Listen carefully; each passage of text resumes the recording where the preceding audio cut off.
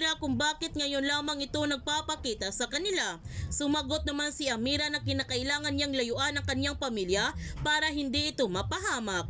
Nagtanong si Mang Terzo kung bakit nagiba yung isip niya na layuan ang kanyang pamilya. Ang sagot ulit ni Amira na gusto lamang niya itama ang kanyang pagkakamali. Ipinaalam din niya sa kanyang pamilya na magsisimula na siyang maghiganti sa mga tera. Ngunit tinanong siya ni Alex kung sigurado na ba siya sa kanyang gagawin na mas makapangyarihan na ngayon ang mga tera.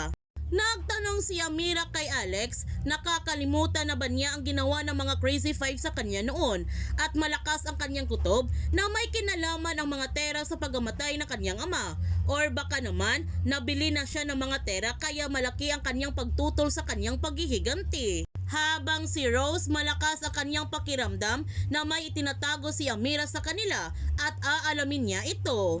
Ano kaya ang sekreto ni Amira? Yan ang ating aabangan sa Makiling.